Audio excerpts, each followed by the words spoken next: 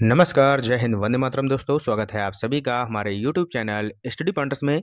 तो CTET exam जनवरी 2024 के लिए आज हम आपके लिए लेकर आ चुके हैं इंपॉर्टेंट क्लास गणित की यानी कि मैथ की। और ये क्लास आपके लिए बहुत इंपॉर्टेंट होने वाली है। प्रीवियस ईयर क्वेश्चन यहाँ पर हम सॉल्व करने वाले हैं जो आपके पेपर 1 में पूछे गए हैं। तो वीडियो को आप लोग बहुत ही ध्यान से देखिएगा और अच्छा लगे तो लाइक और शेयर जरूर कर देना। चैनल से पहली बार जुड़े हैं तो चैनल को सब्सक्राइब कर लीजिएगा, बेल आइकॉन को प्रेस कर दीजिएगा जिससे कि आने वाली वीडियो का नोटिफिकेशन आपको समय से मिल सके। तो चलिए शुरू करते हैं आज का इंपॉर्टेंट लेक्चर। और अगर आप लोग लेक्चर अच्छे से देखते हैं, समझते हैं, तो मेरा ये कहना है आपसे कि 30 में 30 क्वेश्चन आप जो है सही करके आएंगे एग्जाम में। ठीक है, तो चलिए शुरू करते हैं। पहला क्वेश्चन आपके सामने यहाँ पर दिया है, भिन्नों की तुलना पढ़ाते समय जिसमें अंश समान हैं, जैसे यहाँ पर लिखा है 3/5 और 3/7। रोहित की प्रतिक्रिया थी, चूंकि अंश समान है और 7 जो है 5 से बड़ा है, अतः 3/7 3/5 से बड़ा है। यह बताया है कि अब यहाँ पर आपके सामने ऑप्शन दिए गए हैं। ठीक है, तो 3/7 यहाँ पर बोल रहा है कि 3/5 से बड़ा है। तो भैया आप बताइएगा कि बड़ा है कि छोटा है। तो यहाँ पर क्या है कि ये गलत बता रहा है। जो इसका राइट आंसर होगा ऑप्शन में देखिएगा क्या हो जाएगा, रोहित तुल्य भिन्नों की अवधारणा नहीं जानता है। तो पहला ही इसका राइट आंसर हो जाएगा। आपने पढ़ा होगा जब भिन्न का जो आपने लेक्चर पढ़ा होगा तो वहाँ पर बताया गया था आपको कि 3/5 जैसे यहाँ पर लिखा है और 3/7 लिखा है। ठीक है, तो यहाँ पर जिसकी ये नीचे जो हर है, ठीक है, जो अंश है और हर है, हर जिसका बड़ा होगा तो वो जो भिन्न होगी वो सबसे छोटी होगी। ठीक है, और यहाँ पर जो ये हर है ये छोटा है तो ये भिन्न कैसी होगी, ये बड़ी होगी। ठीक है, तो ये बात आपको यहाँ पर समझ में आनी चाहिए। तो यहाँ पर हम आपको एक उदाहरण आपको देकर बताते हैं तो आपका कॉन्सेप्ट यहाँ पर क्लियर हो जाएगा। जैसे मान लीजिए कि कोई एक भिन्न है जिसका 2/5 लिखा है, 2/7 लिखा है, 2/9 लिखा है और 2/12 लिखा है।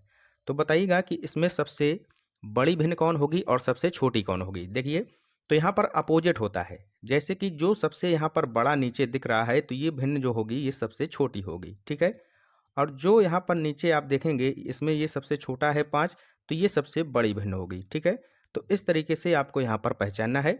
तो इसका जो राइट आंसर हो जाएगा आपका ऑप्शन नंबर ए हो जाएगा। रोहित जो है अभी भिन्न कोई जो जो भिन्न होती हैं उनकी अवधारणा नहीं जानता है, इसलिए वो यहाँ पर गलत बता रहा है। ठीक है, क्लियर हो गया। दूसरा क्वेश्चन बताइएगा। यहाँ पर थोड़ा मिसप्रिंट है, ये जो यहाँ पर आपको दिख नहीं रहा होगा। चलिए पहले सवाल पढ़िए कि माचिस की तीलियों से बने निम्नलिखित पैटर्न की जांच कीजिए। यदि पैटर्न निरंतर जारी रहे तो 15वें चरण के लिए कितनी तीलियों की आवश्यकता होगी। ये तीलियों से बने आपके त्रिभुज हैं। यहाँ पर एक ये कट लगा हुआ है। ठीक है, ये एक तीली यहाँ से जुड़ी है, एक यहाँ से जुड़ी है। ठीक है, इसी तरीके से एक ये तीली है, एक ये है और यहाँ पर बीच में एक कट है, एक ये है और एक ये है तीली। ठीक है, तो कितनी हो गई, 1 2 3 4 5 और 6। यानी कि इस तरीके से ये आपका बना है। हम आपको बता देते हैं इस तरीके से। ठीक है, ये तो तीलियां कितनी हैं, पहले वाले जो आपका यहाँ पर चरण दिया गया है, पहला चरण, इसमें 6 तीलियां हैं, 1 2 3 4 5 6। इस तरीके से ये आपका टोटल बनकर तैयार हुआ है त्रिभुज। ठीक है, तो आपको समझ में आ गया। इसी तरीके से अब जो दूसरा है उसको देखिएगा। दूसरे में कितनी यहाँ पर तीलियां प्लस हुई हैं, तो दूसरे में यहाँ पर 4 तीलियां प्लस हो गई हैं। यहाँ पर ये गैप है, ये कट लगा हुआ है यहाँ पर। ठीक है, तो इसको ध्यान से देखिएगा, ये कट है ये। ठीक है, तो इस तरीके से यहाँ पर इस तरीके से बना है। ये देख लीजिए, हम आपको बता दें ये जुड़ा है, फिर उसके बाद यहीं से आपका एक ये निकल गया है, ये यहाँ जुड़ गया है। ठीक है, इस तरीके से ये कट है, फिर ये है और फिर इस तरीके से यहाँ पर ये है। ठीक है, तो पहले में आपके 6 थे, दूसरे में आपके 4 प्लस हुए तो यहाँ पर 10 हैं। इसी तरीके से यहाँ पर 4 और प्लस हो जाएंगे तो इसमें हो जाएंगे 14 तीलियाँ। ठीक है, तो 6 पहले में हैं, इसमें आपकी 10 हैं और इसमें आपकी 14 तीलियाँ हैं। ठीक है, तो तीलियों की संख्या आपने यहाँ पर काउंट कर ली। अब यहाँ पर सवाल क्या कह रहा है कि ऐसे ही अगर हम बनाते चले जाएंगे तो जो 15वां चरण आएगा उसमें जो तीलियां होंगी वो कितनी होंगी। ठीक है, तो आपने एक फार्मूला पढ़ा होगा जो हम पदों की संख्या निकालते थे। तो यहाँ पर हमने आपको बताया था कि Tn बराबर क्या हो जाएगा, a plus n minus 1 into में डी। ए क्या होता है, ए होता है पहला पद। ठीक है, यानी कि पहला पद है, इसमें तीलियों की संख्या कितनी है तो 6 है, तो ए बराबर हमें निकल कर आ गया 6। और n क्या होता है, जितने पदों पर हमें यहाँ पर निकालना है, यानी कि 15वें चरण में हमें निकालना है, तो n का मान हो जाएगा 15। और d क्या होता है, d बराबर होता है सर्वांतर, यानी कि पहला यहाँ पर 6 है, इसमें तीलियां, इसमें है 10, इसमें है 14, तो अंतर कितने का आ रहा है, 4 4 का अंतर आ रहा है, तो d बराबर हो जाएगा 4। ठीक है, अब ये यहाँ पर रख दीजिएगा। तो यहाँ पर 15वें चरण के लिए हमें निकालना है, तो a कितना हो जाएगा आपका 6 प्लस में n माइनस 1, n कितना है 15 है, 15 में से 1 माइनस करेंगे तो कितना हो जाएगा, यहाँ पर 14 हो जाएगा। और d कितना है, तो d है आपका 4, 4 का गुणा हो जाएगा 14 में, तो क्या हो जाएगा tn बराबर 6 प्लस में 14 चौको 56 हो जाएंगे। ठीक है, और tn बराबर जो हो जाएगा आपका हो जाएगा 62। ठीक है, तो 62 आपका इसका राइट आंसर हो जाएगा। कहाँ पर ऑप्शन में दिया गया है, तो यहाँ पर आप देख सकते हैं ऑप्शन नंबर दूसरे में आपका 62 दिया गया है, यही हमारा सही उत्तर हो जाएगा। ठीक है, तो इस तरीके से इसको निकाल लेना है। ये फार्मूला आपको याद रखना है, tn बराबर a plus n minus 1 into D. Clear हो गया। नेक्स्ट क्वेश्चन बताइएगा, बहुत ही सिंपल है। भिन्नों की अवधारणा से परिचित करने के लिए शिक्षक डैश से शुरुआत कर सकता है। तो किससे शुरुआत कर सकता है, तो यहाँ पर क्या हो जाएगा, पहला ऑप्शन है कि a बटे b के रूप में भिन्न लिखना, जिसमें b बराबर नहीं है 0 के, तो ये तो वो नहीं समझेगा। दूसरा है कि उनके आसपास की वस्तुओं में भिन्न भागों की पहचान करना। ठीक है, तो इस तरीके से यहाँ पर हम जो है बच्चों को सिखा सकते हैं। जैसे मान लीजिए कि हमने उसको एक चित्र बनाकर दिखाया इस तरीके से आयत का। ठीक है, यहाँ पर हमने इसके भाग कर दिए। पहले हमने उसको बताया कि अगर हम इसको यहाँ से 20 से डिवाइड कर दें तो ये आधा हो जाएगा, 1/2, ये भी आधा हो जाएगा। तो ये पूरा क्या था, 1 था। ठीक है, पूरा ये जो था ये 1 था। अगर इसको हमने 20 से आधा कर दिया तो ये 1/2 हो जाएगा, ये 1/2 हो जाएगा। ठीक है, तो इस तरीके से समझा दिया बच्चे को, अब इसमें समझ में आने लगा। फिर क्या करेंगे, दोबारा हम चित्र बना देंगे उसी तरीके से, और फिर बच्चे से बोलेंगे कि अगर हम इसको आधा कर दें, फिर इसके बाद फिर से 20 से आधा कर दें, तो ये पूरा 1 था, ये कितना हो जाएगा, अब इसमें 4 पार्ट हो गए। ठीक है, 1 2 3 4 पार्ट हो गए, तो ये भी 1/4 हो गया, ये भी 1/4 हो गया, ये भी 1/4 हो गया, 1/4 हो गया। ठीक है, तो ये जो हिस्से हो जाएंगे ये 4 हो गए, 1/4, यानी कि 1 के हिस्से हैं और कितने हो गए, 4, तो ये सभी 1/4 1/4 1/4 1/4 हो जाएंगे। ठीक है, तो इस तरीके से अगर हम चित्र के माध्यम से बच्चों को समझाएंगे तो अच्छे से आसानी से बच्चा समझ जाता है। क्लियर हो गया, तो ऑप्शन नंबर दूसरा इसका राइट आंसर हो जाएगा। अगला क्वेश्चन बहुत ही इंपॉर्टेंट क्वेश्चन है। यहाँ पर आपको चित्र दिए गए हैं इस तरीके से, एक इकाई का 3/4 है, तो एक सही 1/2 क्या होगा। बहुत ही अच्छा क्वेश्चन है, काफ़ी बच्चे इस क्वेश्चन को गलत करेंगे। तो यहाँ पर इकाई आपको मान लेनी है, ये जो है एक इकाई का 3/4 है। ये जो दो चित्र हैं ये एक इकाई का 3/4 है। माना कि इकाई है x, इसका क्या है 3/4 है। ठीक है, तो x का 3/4 है क्या, ये जो है 2, तो ये 2 लिख दिया। ठीक है, ये दो जो चित्र हैं ये x यानी जो हमने इकाई मानी है x, इसका 3/4 है क्या, 2, 2 क्या है, ये चित्र हैं आपके। ठीक है, तो यहाँ पर क्या हो गया, x का मतलब होता है गुणा, तो इसलिए हमने यहाँ पर गुणा का चिन्ह लगा दिया। तो x बराबर अब हम निकालेंगे तो 4 का यहाँ पर क्रॉस मल्टीप्लाई हो जाएगा, गुणा हो जाएगा, तो क्या हो जाएगा, 4 दूनी 8 हो जाएगा और बटे में हो जाएगा 3, तो x का मान आ गया 8/3। समझ में आ गया, इकाई हमने x मान ली, इसका का मतलब गुणा, 3/4 बराबर किसके है, 2 के, 2 क्या है, ये जो आपके दो चित्र बने हैं। ठीक है, अब हमें निकालना है तो एक सही 1/2 क्या होगा, यानी कि अगर हम एक सही 1/2 को सही से लिखें तो 2 एकम 2 और प्लस 3, तो ये कितने बराबर है, 3/2 के। ठीक है, तो इसको हम 3/2 लिख सकते हैं। समझ में आ गया, 3/2 हम इसको लिख सकते हैं। तो चलिए निकाल लेते हैं। अब x का मान हमें पता है 8/3 है, तो हमें अब क्या निकालना है, एक सही 1/2 क्या होगा। ठीक है, तो निकालिएगा, x का मान हमें पता चल गया है, तो अब हम इसको निकालने वाले हैं। ठीक है, तो समझ में आ रहा है आपको, चलिए निकाल लेते हैं। तो x का मतलब क्या होता है, गुणा, तो डायरेक्ट हम यहाँ पर इंटू लगा देते हैं, 3/2 बराबर क्या होगा। ठीक है, x का मान कितना है, रख दीजिएगा, x का मान है यहाँ पर 8/3, गुणा कर दीजिएगा 3/2 से, 3 से 3 खत्म हो जाएगा, 2 से काटेंगे, 2 चौको 8, तो x का मान यहाँ पर कितना आ गया, 4, तो 4 इसका राइट आंसर हो जाएगा। ठीक है, अब 4 कहाँ पर हैं, जो यहाँ पर 2 दिए थे ये चित्र, इसी तरीके से जो बने होंगे और 4 होंगे। तो पहले ही ऑप्शन में बने हैं 1, 2, 3, 4, ठीक है। तो इस तरीके से इसका जो राइट आंसर हो जाएगा, पहला ऑप्शन ही राइट आंसर हो जाएगा। समझ में आ गया? चलते हैं आगे। नेक्स्ट क्वेश्चन बहुत ही सिंपल क्वेश्चन है। संख्या दी गई है आपके सामने 49,532 का सन्निकट हजारवां मान होगा। बताइएगा इसके सन्निकट जो होगा वो हजारवां मान कौन सा होगा। तो इसके जो सन्निकट होगा अगर हम देखें तो 49,532 के पहले हजारवां मान क्या होगा। अगर हम 49,532 के पहले देखें तो इसका जो हजारवां मान होगा वो होगा 49,000। अगर इसके बाद में देखें तो बाद में जो होगा वो होगा 50,000, ठीक है। तो इसका जो राइट आंसर हो जाएगा, क्योंकि 49,532 यानी कि 500 से ऊपर जा रहा है, तो इसका राइट आंसर हम देंगे 50,000, ठीक है। अगर 500 के अंदर होता, उससे आसपास होता 49,000 के, तो हमारा राइट आंसर हो जाता 49,000। लेकिन 500 प्लस जा रहा है तो इसका जो राइट आंसर हो जाएगा वो हो जाएगा 50,000। सन्निकट जो हजारवां मान होगा वो हो जाएगा 50,000। क्लियर है? नेक्स्ट क्वेश्चन बहुत ही अच्छा क्वेश्चन है। यहाँ पर क्या करना है कि महत्तम संख्या आपको बतानी है। पहला ऑप्शन दिया है कि 2 प्लस 2 की घात 2 और पूरे का होल स्क्वायर, ठीक है। यहाँ पर भी होल स्क्वायर है सभी का। तो इसको हल करेंगे तो 2 प्लस 2 हो जाएंगे 4, इसका स्क्वायर करेंगे तो हो जाएंगे 16, फिर 16 का स्क्वायर करेंगे तो हो जाएगा 256, ठीक है। पहले का हो जाएगा, यहाँ पर अगर हल किया हमने तो 256 हो गया।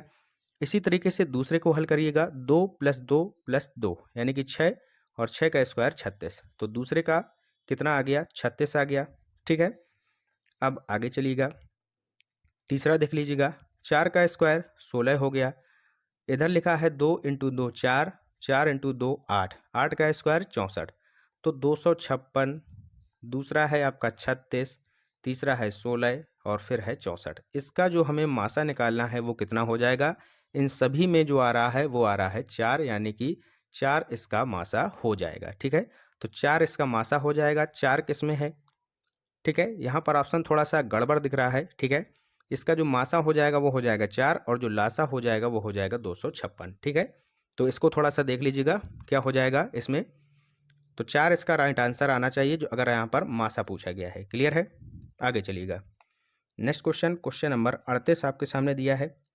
यहाँ लिखा है कि एनसीईआरटी की कक्षा, यहाँ पर लिखा है 4 की गणित को पाठ्यपुस्तक के पाठों में इस तरह के शीर्षक हैं: कबाड़ी वाली, भोपाल की सैर, दुनिया कुछ ऐसी दिखती है। यह परिवर्तन किया गया है, किस लिए परिवर्तन किया गया है? तो ये किया गया है रोचक बनाने के लिए। जो बच्चे हैं वो अच्छे से पढ़ सके, मन लगाकर, उनको रोचकता आनी चाहिए जिससे वो रुचिकर बना सकें चैप्टर्स को। तो इस तरीके से इन शब्दों का प्रयोग यहाँ पर किया गया है।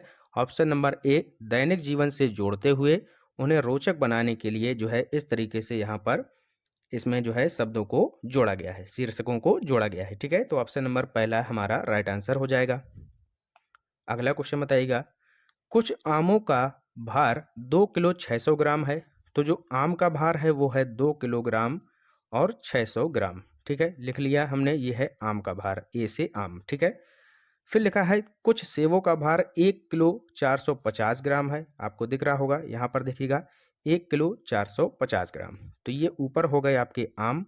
अब यहाँ पर नीचे सेव का वजन लिख लीजिएगा। इनका भार कितना है? 1 किलो 450 ग्राम, ठीक है। अब यहाँ पर पूछा गया है कि आमों का भार सेवों के भार से कितना अधिक है, यानी कि अंतर अगर हम इनका निकाल लें तो अंतर निकाल लीजिएगा। 2 किलोग्राम 600 ग्राम से 1 किलोग्राम 450 ग्राम यहाँ पर घटा दीजिएगा। तो घटाने पर आपका कितना आ जाएगा? यहाँ पर आ जाएगा आपका 150 ग्राम और यहाँ पर क्या हो जाएगा? 1 केजी, ठीक है। 2 से गया 1 तो 1 केजी 150 ग्राम कहाँ पर है? 1 किलो 150 ग्राम, यही आपका राइट आंसर हो जाएगा, ठीक है। बहुत ही सिंपल है। नेक्स्ट क्वेश्चन बताइएगा।